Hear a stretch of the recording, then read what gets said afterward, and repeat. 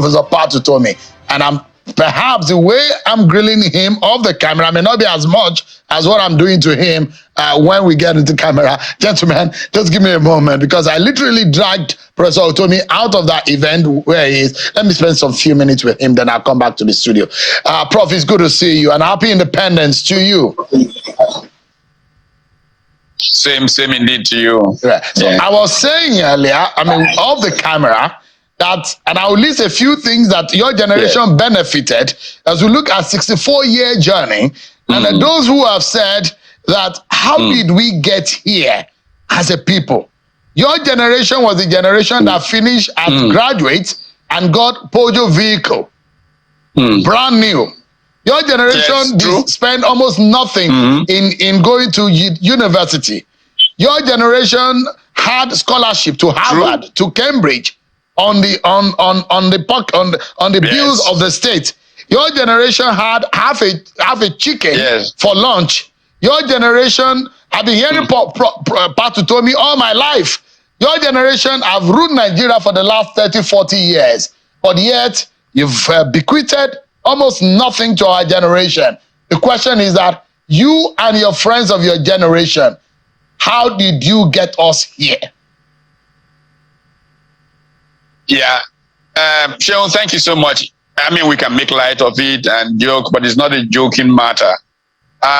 15 years ago or thereabouts, I think I wrote an op-ed piece in The Guardian that was titled "The Generation That Left Town." And what I was trying to reflect on was that the generation in which this country invested enormously into, in terms of the things you've talked about, quality education and all of that, and I'm saying that generation has never really governed Nigeria.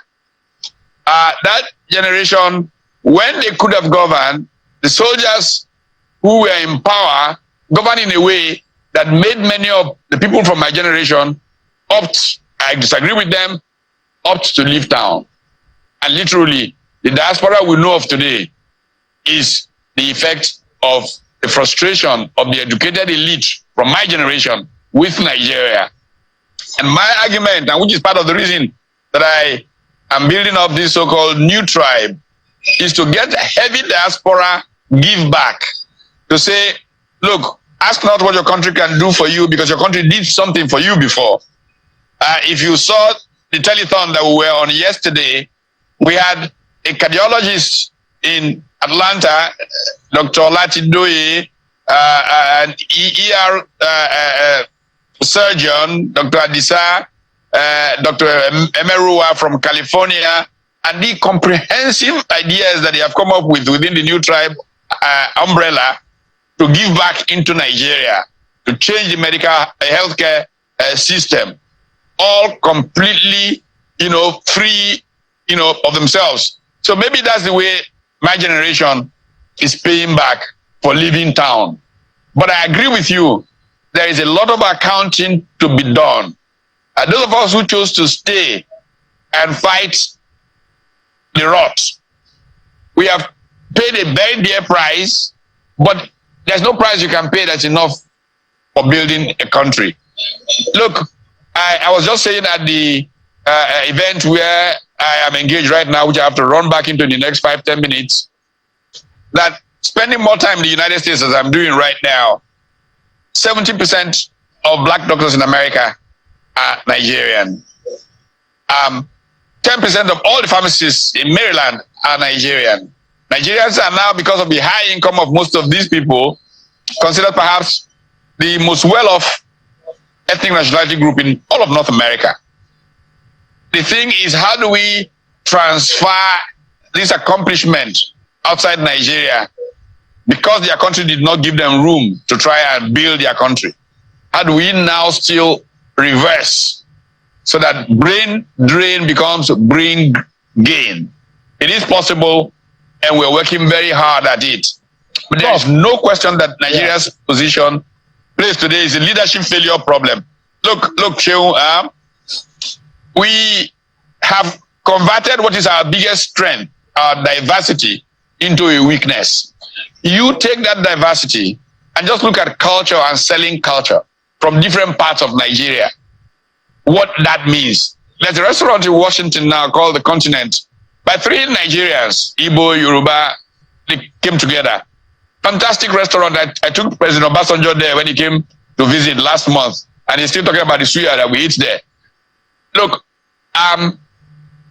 Nigeria has great strength in its diversity, but weak, horrible politicians have chosen to exploit it in a manner where emotion has trumped reason, and the gap between us and them is widening every day. You look at the American melting pot.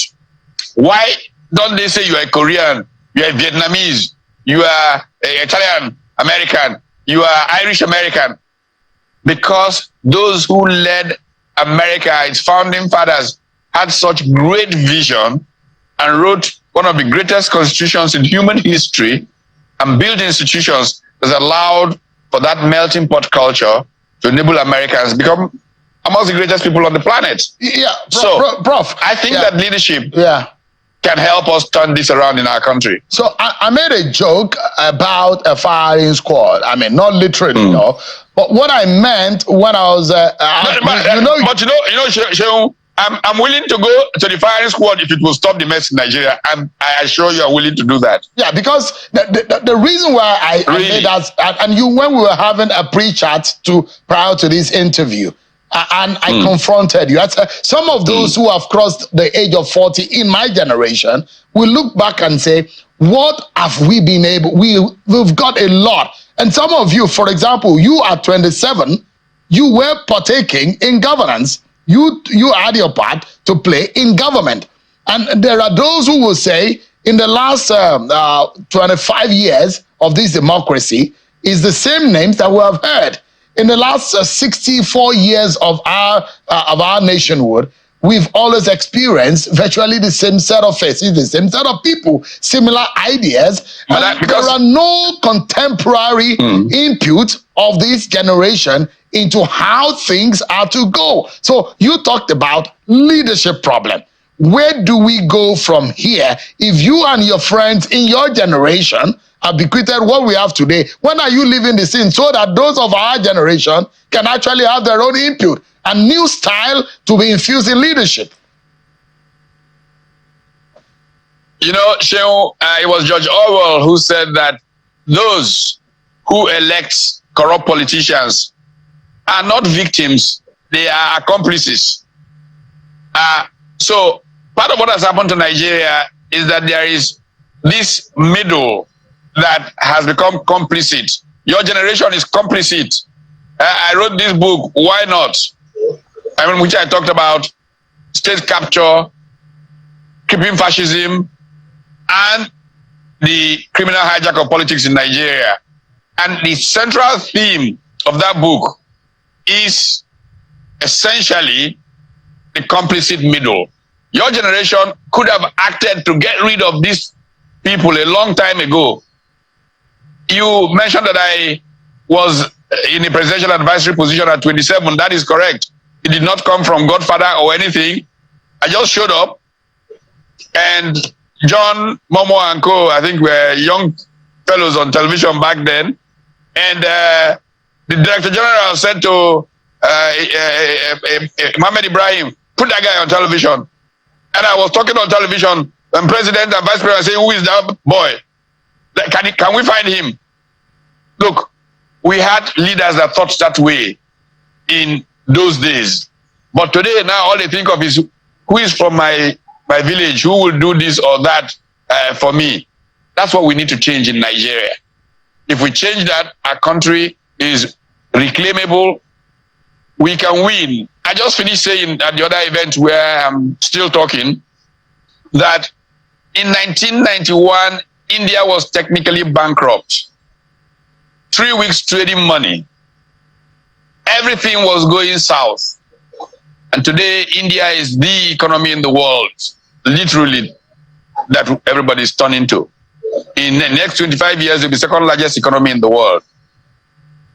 If India can do it, we can do it.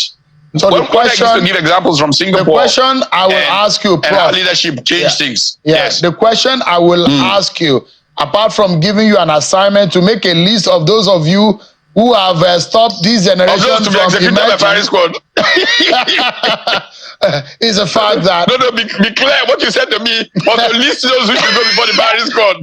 I will confess I list all of them. Yes. I had myself, even if I did nothing about where we are. So, but I had myself. If my blog, I will hold you accountable. I will hold you accountable, and you be the secretary to list those of you who are culpable in not allowing this generation to emerge, because there needs to be an emergence of a new tribe, a new generation, young mind, ultra-modern spirit and soul that can change around this country. And the question I will ask you, Prof, where do we start from? Just before you go, where do we start? A new dimension into, we're going to be 65 next year. So we have 1 year into thinking differently. Not only when I'm saying where do we start from, I'm not talking about politics alone. I'm talking about private sector, because the private sector is supposed to even be the core of a generation and societal change. Where do we start from? It's more fundamental. It's even more fundamental than public sector, private sector. But let me take on both sides quickly. On the side of public sector, private sector, and all of that, what I have advocated for years, and again, it's nothing extraordinarily original. In 1985, there was a conference in Nairobi, Kenya, that talked about a tripartite approach to governing, where the private sector, the public sector, and the social enterprise sector, as we now call it, govern almost like equals and hold each other accountable. That led to what was called the Enabling Environment Forum, which became the Nigerian Economic Summit Group, which unfortunately did not go the way the ideas were supposed to go. So that's one in terms of structure of governing that can change things. But more importantly, the biggest challenge we have is culture is in collapse in Nigeria. Values shape human progress. How do we get a values revolution? Institutions are critical for human progress. If we can commit to building stronger institutions that push back on people who do not do right, and the rule of law is fully in place. Look at our judiciary, it's a laughing stock, it's a joke. No country can make real progress without a judiciary that you can rely on. Look at our other institutions, whether it's INEC or this or that, they are weak. How do we ensure that we build strong institutions and that we have values that really ensure that character matters and that people of character can show a light? We can do it. It's completely doable. I am absolutely confident, because I've seen it happen in human history. If you go and read Jonathan Tupperman and just look at how such policies were implemented in this age of decline, and the example of Singapore and corruption, and even the idea that I suggested into the so-called roadmap of the last administration, the Bolsa Familia idea, and how Nacio Lula da Silva implemented that in Brazil, but we didn't manage to implement it here like it should have been implemented because of our values. Ultimately, values shape human progress. When we have real values and people of character and commitment to service are in positions of public authority, our country will turn around. We have the ingredients, the human capital that it takes to show the way. Professor Utomi, it's always a pleasure. I wish we had more time. When you please come to Abuja, there is a restaurant I would like to take you. It's probably better than that one in DC that you took President Obasanjo to. So it's a way of luring you. And don't forget your assignment. Bring the list of those of you culpable in dragging our nation to this point. But thank you so much. Go to the firing squad. Thank you so much, Professor Utomi, for speaking to us. All right, Seun. Yeah, to be fair, as part of value also, because I promise I will release you early enough for your program. So let me keep to my word. Thank you. Thank you so much, Prof, for joining us tonight. Thank you. Yeah.